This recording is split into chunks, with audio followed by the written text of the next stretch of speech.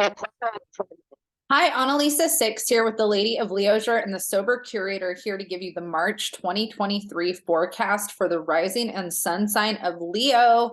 Hello, it's been 24 hours since I recorded the first 5 videos yesterday. My makeup was way off, my hair was whack, and I put the same outfit on, kind of. I have the same sweatshirt on, but I did my hair better and my makeup less dumb. So I'm feeling a little bit better about life today. I'm going to go ahead and dive in for us Leos. So we start out March in a huge kind of energy field of the sign of Aries. We've got 5 celestial bodies in Aries right now. We have Venus, Jupiter conjunct today, March 2nd, in the sign of Aries, I believe at 12 degrees. Let me look. Yep, 12 degrees Aries. We also have Vesta in Aries, which is an asteroid, and we have Juno in Aries, which is an asteroid, and we also have Chiron, the wounded healer, in Aries. Chiron's been in Aries for a few years now. Jupiter's been in Aries for a couple months now, and so those energies we've already kind of been under the influence, but having Venus and Juno and Vesta in the mix adds another, flare of energy. So we're going to be in this bubble for the first part of March. And today, especially with Venus conjunct Jupiter, this energy is really positive for Leo, having it in Aries. Fire likes fire. So Aries is the cardinal fire sign. Leo is the fixed fire sign. Sagittarius is the mutable fire sign. And fire energy has to do a lot with passion, ambition, confidence, self-expression, assertion, ego assertion, performance, self-expression. I think I said that already. Exploration, that's Sagittarius.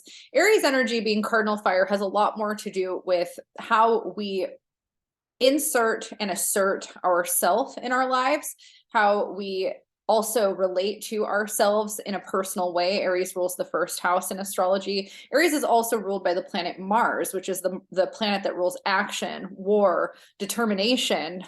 Wherever we have Mars in our chart, it's said that that's the area that we're the most passionate, the most active. And so having all this energy in Aries starting out in March, we get kind of this boost of energy, this boost of passion, this boost of ambition, this boost of determination towards wherever it's hitting in our charts. This is a horoscope, so it's very general. You want to look at your personal birth chart to see where you have Aries, to see where this, energy is impacting you at 12 degrees Aries. But in a very general way, and for the horoscope of Leo, this is impacting the area of the chart that has to do with exploration and education. It's more of the Sagittarius themes.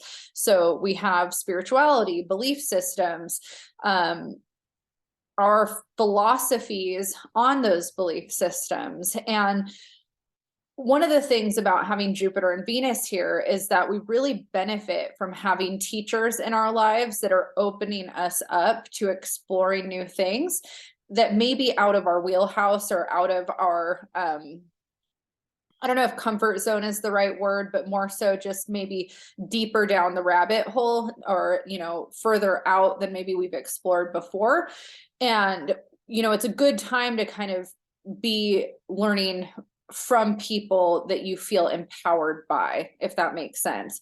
Also, Aries being the sign that rules the self, this is also one of those periods where maybe you are your own teacher this beginning of March. Maybe this is a time where you don't have a teacher necessarily that's outside of yourself. Maybe you are the teacher, and your exploration is more of your own journey, your own internal exploration or external exploration of self.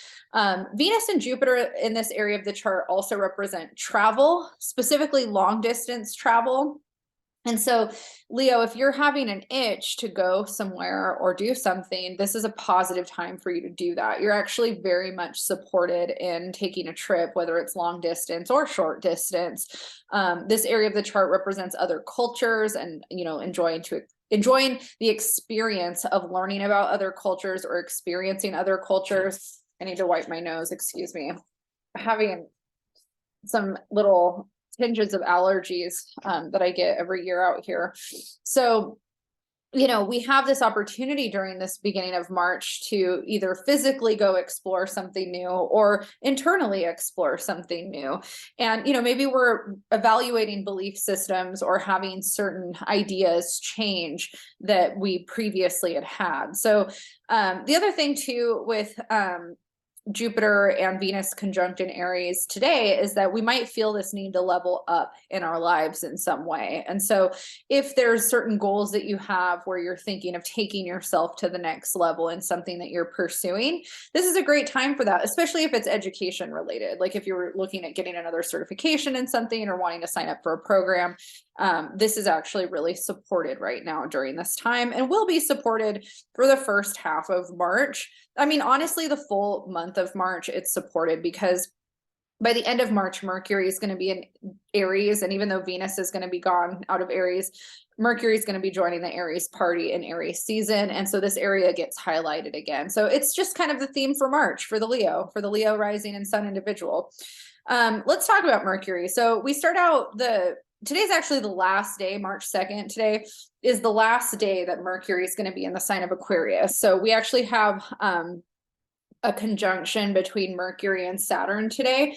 And this is a really, really great time to be reflecting on the last 2.5 years that Saturn has been in Aquarius and how those 2 years, pretty much since 2020, really the middle, March 20th of 2020. So over 2 years, how that's impacted your life up to now. What's changed? What ideas have changed? What new perspectives do you have about your life and about, the things that you've done over the last few years? It's a big reflective energy starting out the month. Tomorrow, Mercury is going to move into its sign of detriment, Pisces. And so Mercury is going to be in Pisces. We're in Pisces season now. So we're going to have Mercury and the sun conjunct in Pisces, I think let's see, it looks like closer to mid-month, maybe around the 15th is when it gets closer to a conjunction. Like 16th, we have a sun Mercury conjunction. So in Pisces, we might feel sensitive, we might feel spiritual, we might feel like we need to kind of hunker in and do some self-care. Pisces is also a very creative energy and a very artistically expressive energy, which is also really positive for Leo. Leo loves to be expressive and creative. Pisces and Leo does really well together in that way. I'm a Leo Pisces dominant person. I have a Leo sun with a Pisces moon. I also know a lot of other Leos with Pisces moons or Leos with Pisces rising. It's a really common mix. Even people dating, my grandfather and my grandma were Leo Pisces. My grandpa was a Leo, my grandma was a Pisces. Also, Lucille Ball and Desi Arnaz were a Leo Pisces combination.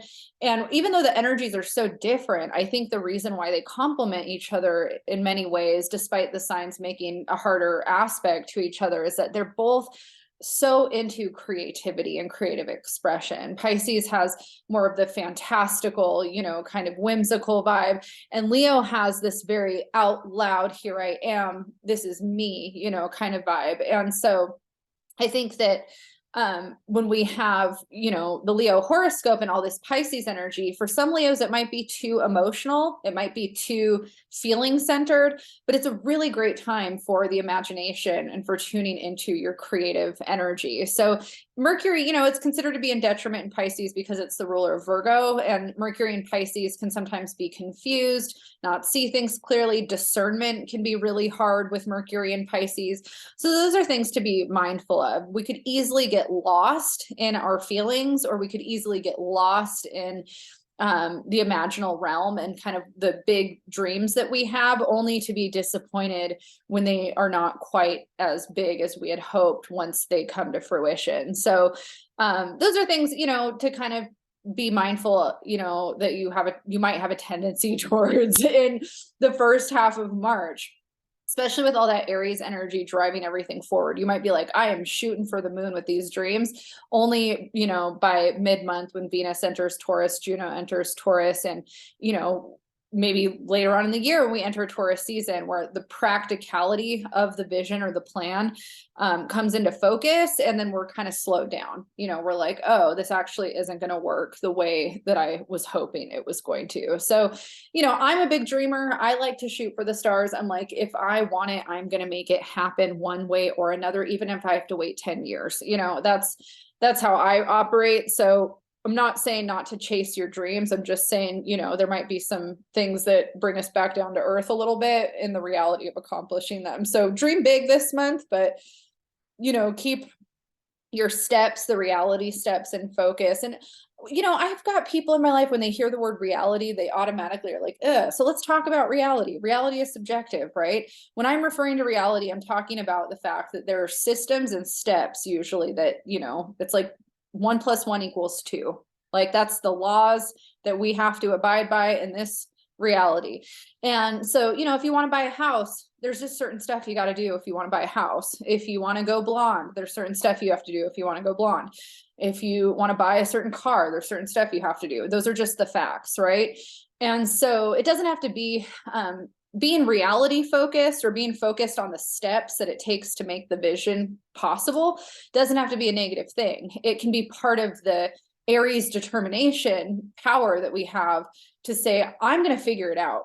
I'm so grateful that I have an Aries husband, because the parts of life that really freaked me out, where I was just like, that's too daunting for me, like building credit, buying a car, buying a home, financing, that stuff scared me so bad when I was younger. And I also wasn't really raised to know how it worked. So I didn't understand how it worked. I just kind of was told like, oh, don't get a credit card because you'll be irresponsible and not be able to handle it. And the way I was raised around money and finances, I think a lot of women are treated this way. And I think it did me a disservice where I just became that. Like I literally became irresponsible because I just wasn't taught how to be responsible.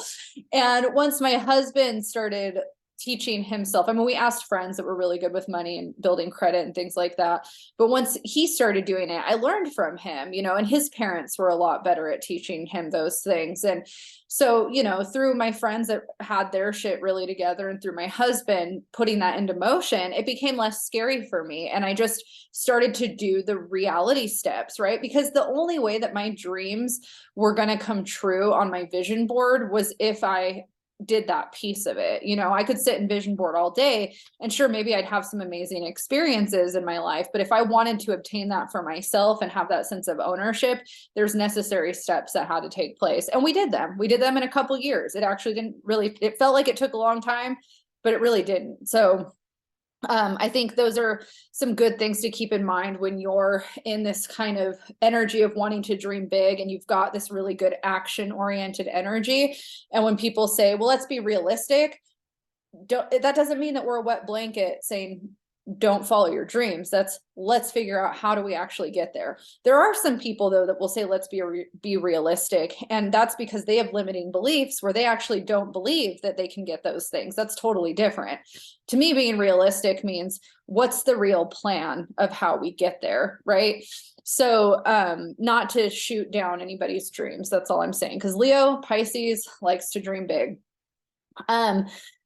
So it's a big frequency this month. Mars has been in Gemini since August, and we're experiencing the last tail end of Mars in March, where we're going to have it from 19 degrees through 29 degrees up until the 24th. And then on the 25th, Mars moves into the cardinal water sign of Cancer. And where this is influencing the Leo horoscope is the area of the chart that has to do with your subconscious. And so there might be, when Mars is passing through this area as well, there can be issues around repressed feelings in the sign of Cancer, repressed memories in the sign of Cancer. Cancer actually rules memories. I don't know how many people actually know that, but Cancers are said to have really good memory. And that sign in general is said to be the sign that kind of represents our memories, our childhood memories, our familial memories. And so with Cancer in this area of the horoscope, with Mars entering here, we have this opportunity to reflect a lot on childhood memories, family memories, ancestral memories, things that come up from the subconscious, and things that we might be working on healing. Repressed memories might come up as well. Mars is going to be in Cancer from March 25th through all of April and most of May. So Mars isn't going to enter our sign of Leo until May 21st. So I think that's the day the sun goes into Gemini. Yeah, so Gemini season will also mark Mars entering our sign of Leo. So we're going to have this kind of little gestation period where we're working through a bunch of stuff. And then when Mars enters our sign of Leo in May, there should feel kind of like this, okay, I worked through that. I worked through those emotional feelings. I'm ready to take action on this part of myself. So yeah, it's an interesting energy for Leo in that way. Going back to Mercury, so we talked about Mercury and Pisces. Towards the end of the month, on the 19th of March, we're going to have Mercury entering Aries. So it's going to enter that Aries party, but by that point, Venus will already be in Taurus. So Venus enters Taurus on the 17th of March, and Venus in Taurus is a really positive energy for your career. So a lot of times when Venus is entering this area of the horoscope for somebody, they're experiencing financial abundance at work or some kind of promotion or recognition. Venus is one of it's called the lesser benefic. It's a good fortune planet. And so, you know, I've watched people when they have Venus passing over this area of their chart get promotions and raises. You know, of course that comes with more responsibility, but a lot of times it's a welcomed thing. So especially if you're self-employed too, this is a good time to generate more clients or more business or raise your rates or launch something that you've been thinking of launching. So this is a positive month for career for a Leo dominant person, Leo rising person. If only I was working right now, because man, this would be a great month for me. It's going to be a good month for me just working, you know, being a housewife, I guess, working from home. I don't work from home. These astrology videos are as much as I do every month. Maybe they'll be extra good for April. So yeah, good energy for Leo there. Couple other major transitions that we have in March. We have Saturn entering Pisces. So Saturn hasn't been in Pisces since 1994. I think it entered at the end of 1993.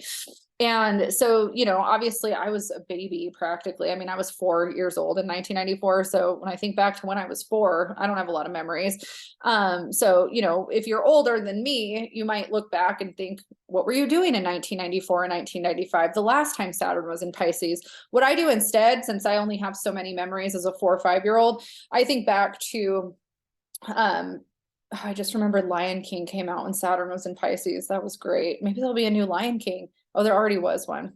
I don't know. Anyways, I look back to historical events and think about, oh yeah, I remember that, you know, so that's also something kind of to think about. But Saturn in Pisces, you know, again, it's going to add that energy of Pisces into the ether over the next 2.5 years. And where that's hitting for the Leo individual is the area that has to do with transition, death and rebirth, shared assets, shared resources, investments, loans, all of that kind of stuff. And wherever Saturn is, we experience something difficult. There's karmic lessons. It requires discipline. It requires structure. So this is a really positive time if you're married or you're experiencing getting your ducks in a row around either your own loan, investment, finances, like that kind of stuff, or if you're responsible for somebody else's, like inheritance wise. This next 2.5 years that's highlighted, this is a time to get that stuff in order. Otherwise, you might experience some of the consequences of those things in a negative way. So, you know, a lot of times if family members didn't do their due diligence and then they pass away, we are left holding the bag for, you know, certain things that didn't get dealt with. And so this is an opportunity with Saturn and Pisces here to work through that. Saturn and Pisces also can lend itself towards depression. There can also be sexual things like in this area where we might be working through some past memories or trauma around sex. We might be working through commitment things in our marriage or our relationship, because this area also represents marriage and more contractual relationships. Saturn enjoys contractual relationships. Saturn likes things that are solid and solidified and contractual and grounded. And so it's not necessarily a bad thing if you're ready to take something to the next level and commit. But if you're with the wrong person and you don't want to commit to them in that way, then Saturn's really good at clearing that stuff out really fast. So Saturn's interesting planet in that way. It can be the bringer of a marriage. It can also be the bringer of a divorce, because it means business. It's very much like, are we in this or are we not? And if we're not, it's time to get real. Saturn's like the let's get real, kind of planet. So that's in the Leo horoscope. So your relationship is going to be up for some, challenges around shared resources, commitment, those types of things. But, if it's the right situation, it should work out the right way in terms of solidifying that stuff. And if it's the wrong situation, you'll work on probably disbanding those things. Again, it's the house of death and rebirth. So we're either letting something go or we're opening up for something new. The other big transition that's happening is Pluto is entering Aquarius at the end of the month. And so Pluto is going to be doing a dance between Capricorn and Aquarius for all of 2023 before fully stationing into Aquarius in 2024. And then Pluto is going to be in Aquarius from 2024 all the way until 2044. It's a 20-year cycle. And so we are, us Leos, very impacted by this because Aquarius is the fixed air sign that opposes us. So Pluto is going to be opposite our rising or sun energy or moon energy if you're a Leo moon. Anyone that has Leo in their chart is going to experience at some point over the next 20 years Pluto opposite their placements. And so luckily for me, I don't have Pluto opposite my sun until the end of the cycle, mostly because my sun is at 25 degrees of Aquarius. But either way, it's going to be opposite our sign. Oppositions are tense. There's tension there. And Pluto is that bringer of death. It's the death and rebirth planet. It's pain into power. So we usually experience kind of this gutting with Pluto, this trauma, this ravaging of the soul, only to be the phoenix that rises up and is reborn into something much stronger and much more powerful because we overcame that. And we're always going through something with Pluto. Pluto was in Capricorn for the last 14 years. Pluto entered in 2008 when the market started to crash. And Pluto was a big part of the pandemic. Like Pluto's always doing something. I've had Pluto making a hard aspect to my sun for the last couple of years. It sucks. It's really hard. I don't know what the opposition's going to be like, but it's not to scare you in the sense that it's always happening around us. But when Pluto makes this big shift into a new sign where it's going to be for a big chunk of our history, things change and things are different. And so, this is a time to kind of think about the fact that you're still going to be going through this process, Leo, in this death and rebirth of the self, and that it's collective. We're all doing it. Aquarius is the sign of revolution and change and activism. It's also the sign of technology advancements, AI, that kind of stuff. And so our world's going to be accelerated around those changes, and we're going to be challenged on how we integrate that into our lives. So there's a lot of themes around that, and that's impacting the area of the horoscope that has to do with your relationship. So for the Leo horoscope, personal relationships are impacted over the next 21 years. Your relation, and I mean partnerships, so romantic relationships, best friends, and business partners. And so again, Pluto's going to come in and probably clean house. If you've been in a committed partnership for a long time, you might go through some changes in that relationship that are taxing or that are hard, especially with Saturn transiting the area of marriage. There's going to be some lessons, there might be some power struggles. Pluto tends to represent power struggles, but it's in an area that represents relationships. And so you could feel like you're being dominated, or you could be the one dominating. So again, it's not an easy cycle, but it's pain into power. So you're supposed to go through the growth and the healing of it in order to become stronger and more empowered. And I think that a lot of relationships go through those cycles anyways. at various times in different ways. You know, we go through, you know, I've been married for 10 years and with my partner going on 14 years, we've had so many different cycles in our relationship. We're pretty boring. I mean, for the most part, we've been pretty much the same, but you know, we go through different cycles in life and that impacts our relationship. The choices that we make impact our relationship. So, you know, for the Leo rising, especially, like this is going to be a really pivotal time as Pluto's making its way through that area of the horoscope. So yeah, just kind of buckle in and get ready to learn some things and go through some challenging situations that hopefully will inspire you to be a better person, or a more confident person. I would hope. It's a little daunting for me to think about, but these transits are long and slow, so we have plenty of time to work through it. Okay, so we're going to get into the moons. This is already such a long horoscope video, and I still have so many to get through today, but I'm trying to see. Here we go. All right, so we've got a full moon in Virgo that hits on March 7th at 16 degrees of Virgo. And so this area of the Leo horoscope has to do with your finances. This is a really, really good opportunity to get some better spending habits in order, and also kind of put a plan together when it comes to your budget or any kind of financial, you know, security stuff that you need to do. So, if you are saving, or if you're doing investing, or you're, you know, kind of working through, ways that you can rein in spending or just create better habits, this full moon is a great time to kind of put that into motion and set those intentions for the Leo dominant person. And if you're already doing all of those things, if you already have good financial hygiene, this can be a really good time to work on your self-worth. And so, you know, do you see yourself, you know, as worthy of the things that you want? And if not, how do you work on that?